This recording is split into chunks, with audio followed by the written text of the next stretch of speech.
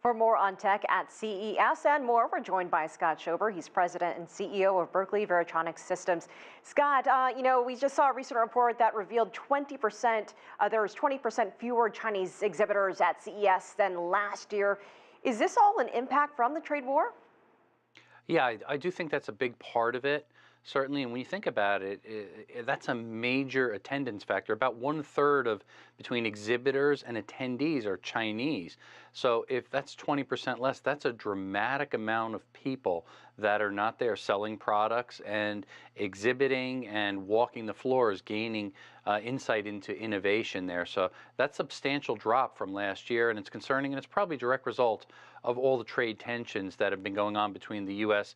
and China. But it's good to see there's a positive side. There seem to be working out some of these things. And look, it's such a big show. It's such a big event. I mean, is this a sort of temporary blip on the radar, or is there a concern that this could be a long-term trend? I do think it's somewhat of a temporary blip, but keep in mind, U.S. consumers and a lot of the results of shows like this are forward-looking for the next few years, where U.S. consumers are going to be buying, and for that matter, global consumers. And a big part of it is concern for security and cybersecurity, the espionage, the spying that's been reported with China against U.S. and other countries is still a growing concern until some of those tensions calm down and some of the trade tensions calm down. This may be a little bit of a prolonged problem before it gets better, but it does seem optimistic at this point. So for the people and businesses that are there, do you think the attitude is business as usual? How are Chinese firms approaching CES, and how about the international executives looking to do business with them? I mean, are they still trying to keep things pretty optimistic? They're certainly trying to keep optimistic. Look at one area, just the wireless segment, and that's where we have a lot of background there. If you look at just what China did a number of years ago with 3G, third-generation technologies, they were not a leader there. In fact, they lagged.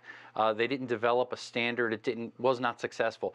4G, LTE technologies, they had more of an active role. And now looking at 5G, they're actually a leader. They're investing in the technology and the development. And most of this is going to be utilized with the Internet of Things, which is many of the consumer devices, connectivity, and certainly video, high-speed streaming. So China is smart from that standpoint. They're investing heavily in the development and deployment of 5G technology. The key is, will the U.S. and other countries work closely with China as this deployment happens over the next 2 years? That's a key factor that's going to show where consumers are going to spend and invest in technology in the years to come. On a slightly more fun note, what are some of the innovations and some of the tech that you are excited about seeing from Chinese exhibitors there? There was a lot of cool stuff. I mean, they had some autonomous suitcases. At first you said it's kind of crazy, but as you look into it, it's pretty neat. Imagine walking through an airport and a suitcase is following you. Uber was highlighting their autonomous taxi. So a lot of things that had to do with autonomous cars, motorcycles, suitcases, you name it, that was highlighted. But even companies such as a bread bot, where it would automatically bake bread, and within 6 minutes it would have it right there in front of you as a robot doing it, consistent, predictable. So a lot of these startups and innovative companies are spending a lot of money, and they're showcasing these technologies at CES, and many of them are still Chinese companies that have heavily invested, and they're going to be doing very well because it's going to allow them to springboard and start selling globally as a result of it. So exciting stuff certainly this year, as they always have at each year of the show. All right, Scott Schober, great to see you from New York.